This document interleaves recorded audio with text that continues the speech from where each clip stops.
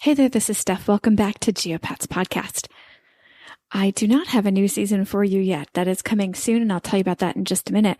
But today, I actually have part of an interview that Matt Boyle from Legendary Language Learner published with me. He actually interviewed me for a language podcast. Yay! Or a language YouTube channel, I should say. I want it to be a podcast. So Matt, I'm willing it into the world. Anyway, so I'm taking a clip from that interview that is over on his Legendary Language Learner YouTube channel.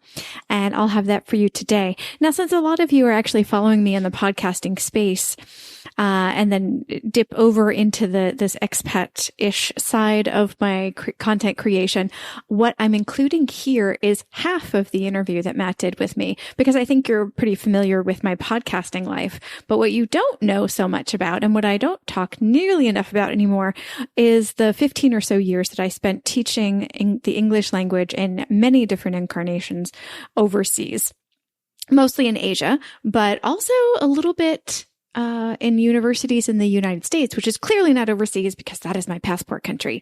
So I think most people are the most unfamiliar with that giant chunk of my life. So that's the part that I'm including in this episode. Now, if you feel like you want the whole thing, you can just automatically go over to his YouTube channel and listen to the whole thing, or you can listen to this half, and then if the mood strikes you, jump on over to Legendary Language Learner. Matt Boyle is doing a ton of wonderful things in the language learning space, and that's how we initially connected, and we'll go over all that at the beginning, or he'll go over all of that at the beginning of this really cool conversation. And we connected at the beginning of my content creation in 2017, and so it's really sweet to almost near my 5-year podversary to reconnect with him. I mean, we've kept in touch the whole time, but to reconnect with him in a way that is turning the tables, and where he's interviewing me about my language teaching, my language learning, and content creation, and then over on his YouTube channel, the rest of it, which covers my podcasting career as a member of the industry itself, as a full-time podcast editor, which is currently where I stand. Whew, that's a lot. That's a lot. I am also working on the next season of Geopats, so I haven't dropped the ball. I've just gotten so busy with my business, which is good, but it's finally calmed down, and I've gotten my workflow down where I can work on my own content creation. And I've done the first half of a micro season where I'm interviewing expats or former expats who grew up as children of immigrants in wherever their passport country is.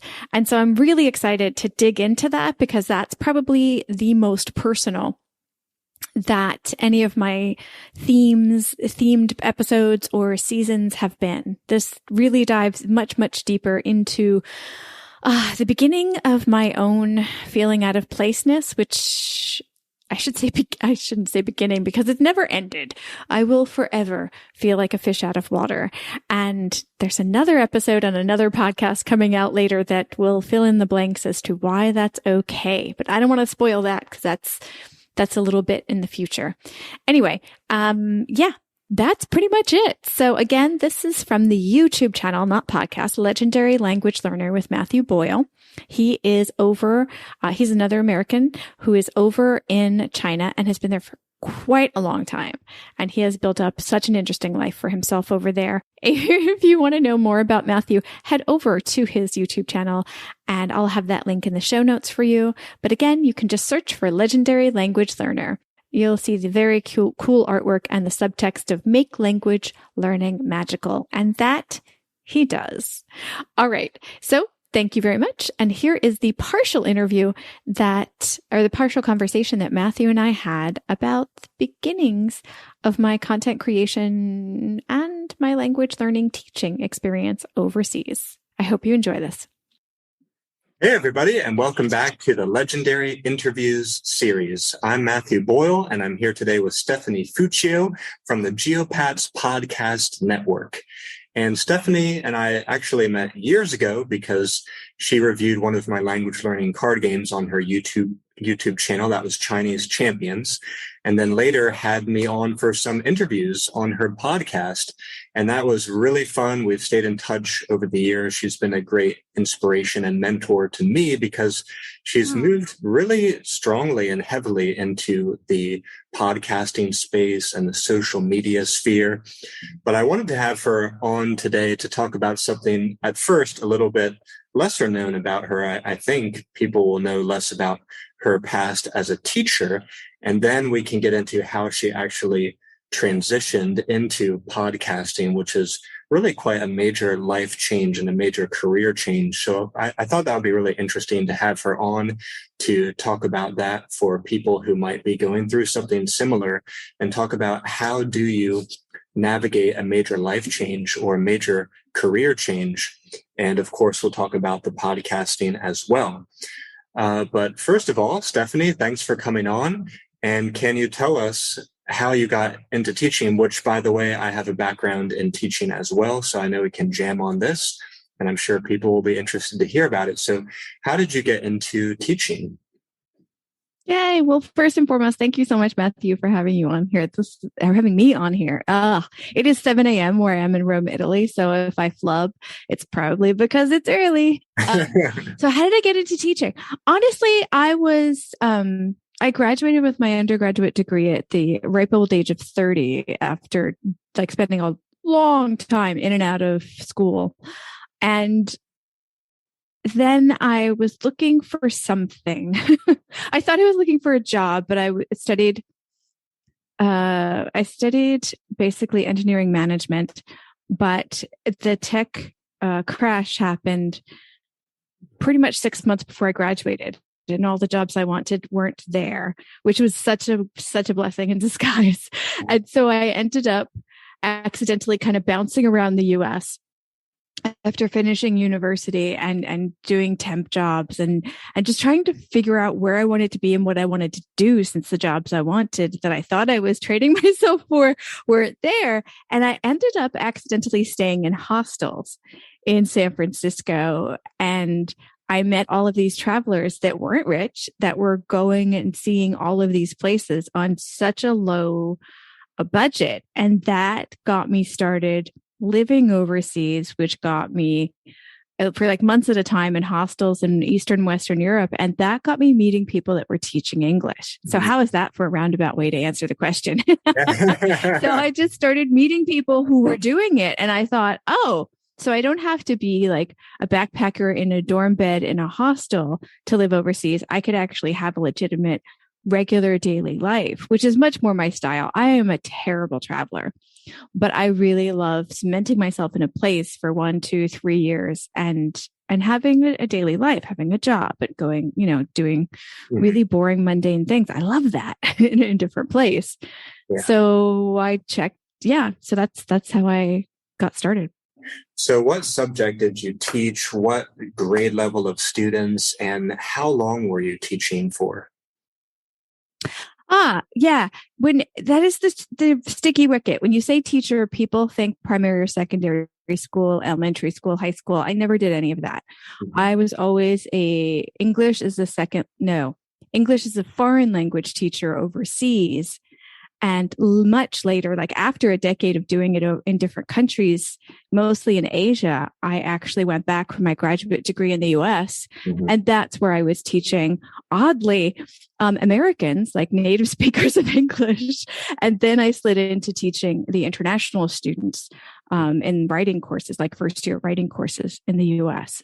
But most of the time that I was teaching English as a foreign language, as a communication skill, as a conversation skill, overseas, not in formal situations, in language schools, as extra programs at universities, that kind of thing. So was it like a mixed age group? Was it young adults or adults, college students, or all mixed? Depends on the context. It definitely wasn't mixed. For example, when I taught in Hanoi, Vietnam, it was anywhere from teenagers on weekends to adults, general classes for adults, depending on the level, anywhere from beginning up to advanced, up to TOEFL and IELTS. We also did business classes. We did some business classes in the companies themselves. Mm-hmm. When I taught in Japan, it was an extracurricular. They were extracurricular classes at the university, but they had to sign up, and it was different times. Often it was in their lunchtime. That's mm-hmm. the hardcore students that we had. They would like, I don't need a break. I'm going to go to English class. Yeah. Yeah.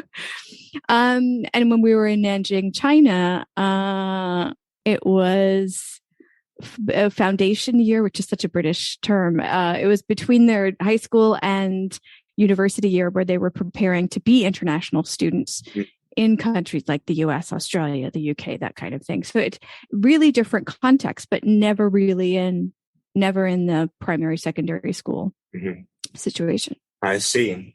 So I kind of wanted to ask you, what are the pros and cons of that as you see them? But I realize that's kind of, that's a really big question, hard to summarize when you're taught in so many different contexts. But I mean, when you think back about teaching as you did, you mentioned Vietnam, China, and I think Japan. Did you say? Mm-hmm. Yeah. When you think back, what was it that you liked about this lifestyle and this job, and what was the sort of the disadvantage or the downside of it?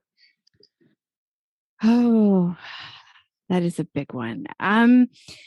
The thing I really liked about it were the students. Absolutely, positively, because I was teaching like young adults and adults. I don't have the patience for tiny kids. I think they're adorable. I just am not that kind of teacher that is really good at doing more kind of behavioral or cultural kind of shaping. I wanted to dive into the language and make stupid jokes that adults would get and that kind of thing. So I'm more of that goofy adult teacher.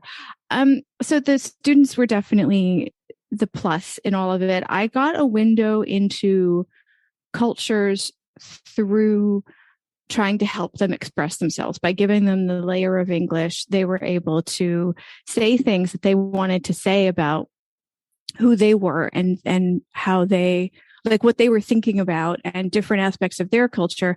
And I got to do it in English, which is a blessing and a curse, because I also spent most of my day in English mm-hmm. instead of learning local languages. But then it was also like, oh man, I'm getting such a cheater cultural moment here by having these long conversations with folks in a language I already know and I'm super fluent in.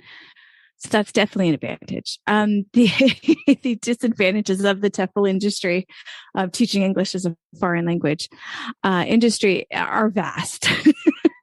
The basic salary of TEFL teachers since I started in 2003 has pretty much stagnated at $1,200 a month. It's 2022. I don't look anymore, but I have friends still in the industry and they're still looking, saying, I can't believe the majority of the jobs are still $1,200 a month. Like that's almost 20 years of no increase in salary, when there definitely has been an increase in cost of living in a lot of places. So it's really hard to maneuver advancing in a career while not having many benefits to getting better at what you do and putting effort and time and career development in, and seeing that most of the jobs are still meant for somebody to come and do it for a year or two. Yeah, it seems like the foreign language teachers everywhere. I mean, yeah, you hit the nail on the head with this, what you just said there, because one of the advantages is you can go to so many places and learn so much about culture, and a lot of places would be honored to have you and love to have you. But on the other hand, money's pretty low. I mean, definitely don't get into it if you think you're gonna, strike it rich.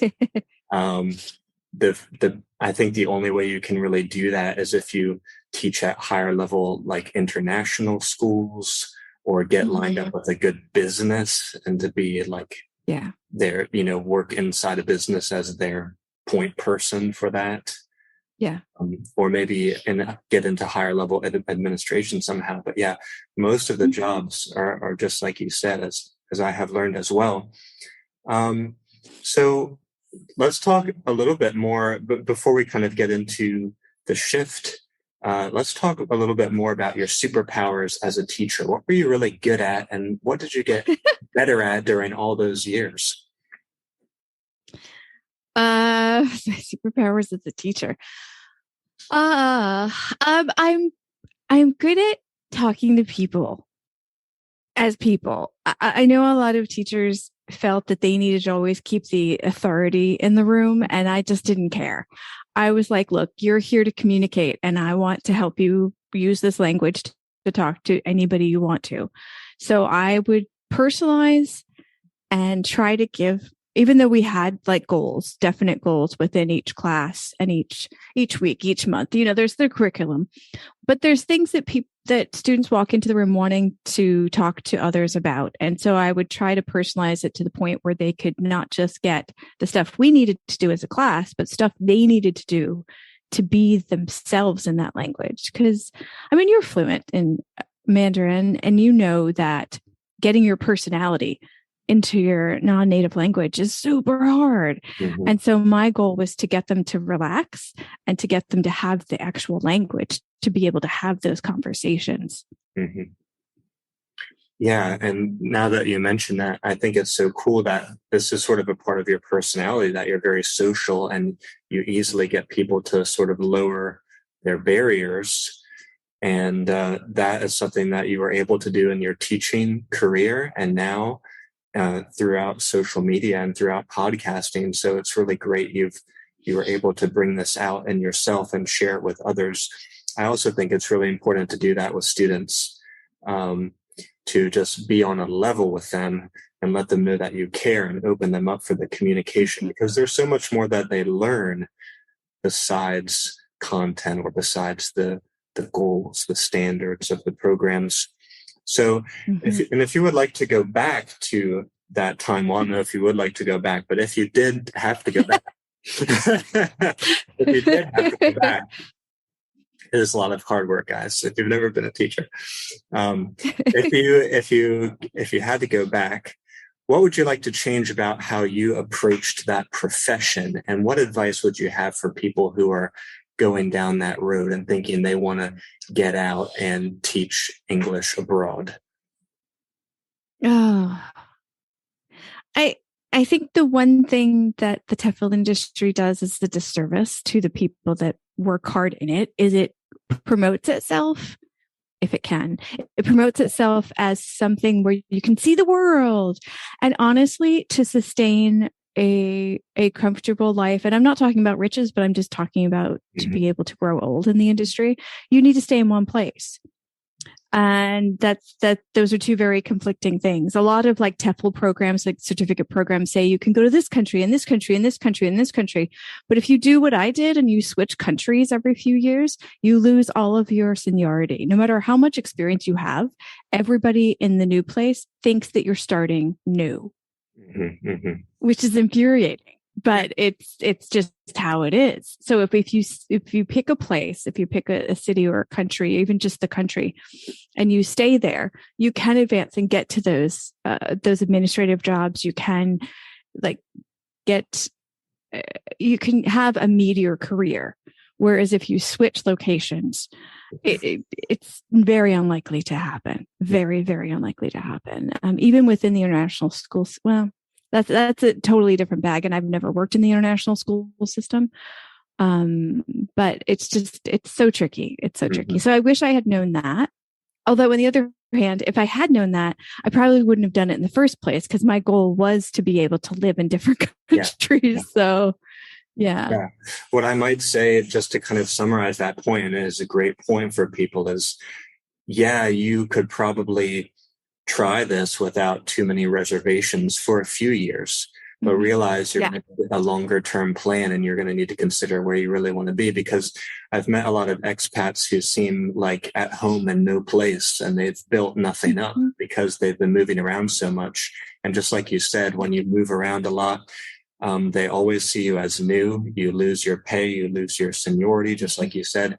And also you're not really building up a more stable network of friends and family where you are if you're only there for a few years. So, it could be very fun for you. You could grow a lot. But if you really want it to sustain you in the long term, you have to think a little bit differently than just getting out to see the world or teach English or whatever. And I like that you pointed out sort of the conflict of how they advertise it and show it to the world and what actually ends up happening to people. People can easily kind of be drawn into the sort of feed the machine, teachers and students alike, this sort of English teaching and learning machine. So we have to be careful for ourselves. Now, you've mentioned to me that you faced some burnout. You already mentioned the low pay. You also told me that you went through a life-saving surgery, and that was kind of the straw that broke the camel's back. And you decided that I'm going to get out of this industry. I'm going to get out of this field, take a new direction. So can you tell us more about that? Oh, gosh. Yeah, I was actually in a PhD program that I did not finish because of health issues, but also because, oh gosh, it was so exhausting. Great program, but PhD programs in the US are exhausting. They're like 5 to 7 years, and you're literally working all the time if you do the funding route. And by funding, I mean you get very little and you work all the time. It's a lot. So I had some serious health issues and I had to get surgery, and I was teaching first year, writing classes, and my supervisor basically said, you have to find your replacement. Mm-hmm. And at that moment, I was just like, I don't think this is going to work. I just, no degree is worth this. No step up career wise is worth this. And I said, this is just, like you said, the camel that broke the straw that broke the camel's back, not the camel that broke the straw's back. 7 a.m. So yeah, but I was still, in grad school and not super wealthy. So I actually ended up going back to China and doing IELTS testing as an examiner, which at the time, this is pre-pandemic, it was still a very lucrative thing, which is just crazy to me that teaching, like 10 years of teaching, and I was still struggling to make way in a substantial way in the career. And yet I went back, and honestly, as an examiner working full-time, traveling all around the country in our busiest month in August, I almost made 10,000 US. It was just crazy. I'm like, wait. We test people and we make tons of money, and we teach people and we make very little. Yeah. It was crazy. It was really, truly crazy. I was very confused, but also very grateful to have that job and recoup financially, because I thought I needed a few more years to transition to something. I can't just turn on a dime. Yeah. I took that job so that I could recoup financially, I could get my health back up, and so I'd have time and mental space to figure out what to do, so I could have something else happen. I had no idea what it was, but I was like, I need a few years to transition out of the industry. Yeah, and when you mentioned the IELTS examining, I realized I left that out. If you are thinking you need more money, that's also something that pays higher. But as I think Stephanie would agree, that's a whole other can of worms, because you're basically just examining students all the time. You're not really with your students, growing them and teaching them. You're constantly examining. So that's a different ball of wax. And I'm not even sure what it's like anymore with the pandemic and things. I'm not sure that the opportunities are really as there. You would know this much better than I also don't really know, actually, but yeah, worth it for people to consider and investigate. So can you tell us, this is a part of the interview I'm really excited for. I think a lot of people stand a lot to gain from this, myself included. So how did you start to brainstorm and plot out a new direction? What were some of the ideas you were bouncing off the wall, and what form did it eventually take? None of this was strategic. I literally got back to Shanghai in 2017, and my brain felt like it was falling out. Like I was just seriously, the PhD program was stimulating to a certain degree, but it also was really taxing. So I just said, I'm going to take a few months. I'm just going to do the job. I'm going to eat in good restaurants, and I'm going to enjoy being back in Shanghai, and I'll see what happens. And that's when I got back into studying Mandarin, studying reading and writing Mandarin, and and I just kind of let things happen. So I was traveling a lot for work. So I was taking a lot of pictures and photos, because China is just, oh man, it's so easy to visually capture something amazing. Yeah. And so I was just having fun. I was just letting myself have fun and just kind of heal. And I just started creating content. I started documenting what I was learning with the Hansa characters. And so I started a YouTube channel, and then I started a podcast in secret about my expat experience, my first time in Asia, in Taiwan. And then after a few months, I finally started telling people that I had a podcast. Like I was just trying to get stuff out of me, and just to be creative again, and just to do other things. So I was just kind of I wasn't even throwing spaghetti at the wall, because I wasn't even thinking. I knew I was going to be there for a few years. So I just was doing stuff to have fun and relax and heal. And things just progressed really fast. And about what time was this? Because I feel like this is around when maybe I reached out to you, or when we met online through the social media stuff. I think so. Well, that was early 2017. And I don't remember when we connected, but I feel like it was that first year. Yeah, gosh, wow. Yeah. I realize now how many years passed. That's crazy. But I think I probably found out about you from the Chinese stuff that you were posting about, probably, and changing scripts and all that. Yeah. So you are sort of going through this period of R&R and letting the creativity regrow and come back, and you started producing content, doing some podcasting in secret. Could I ask you a little bit more about that part? Because that may be interesting for people thinking to get into content creation and podcasting, that idea that you were starting to do it, but you weren't telling anybody. So why were you not letting people know? And when did it start to become you were more comfortable with letting people know? What was that process like? Because I think some people fear to put up their first videos, their first podcasts. Okay, so I'm intentionally cutting the interview off there, like I mentioned before. I really want the podcasting stuff, which is pretty much not a repeat, but it's information that I think a lot of people are already familiar with, to be over on his YouTube channel. So if you are someone who's more in the language learning space and you're not familiar with my podcasting side, hi, nice to meet you. Nice to meet you. How do we say that? I don't know. I don't care. I'm just excited that you're here and that you've been listening this far into this borrowed episode from Matthew Boyle's legendary language learner YouTube channel.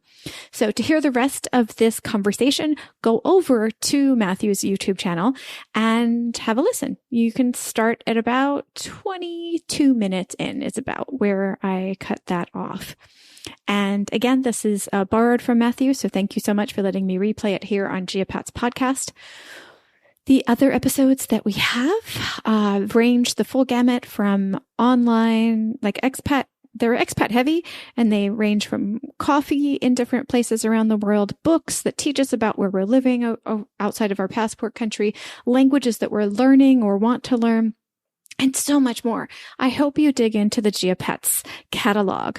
I am still moving a lot of the episodes back into Geopats. We did some rebranding twice within 2-year period. Yeah, it's been messy, but we're getting everything organized and back into one. So do, subscribe or follow to us wherever you are, so that when newer episodes emerge or recombined back in, you actually have access to them immediately. Thank you so much for listening to this borrowed episode that is playing on the Geopats podcast.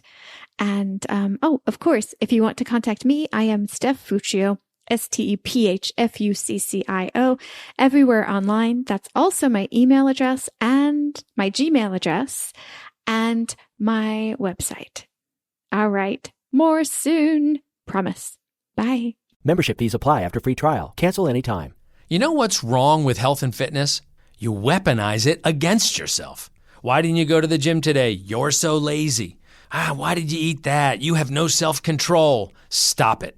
At Beachbody, we think training and caring for your body in a way that works best for you should be about loving yourself. Let us help you without all the judgment. Here's how. Go to beachbody.com to claim your free membership and start feeling great.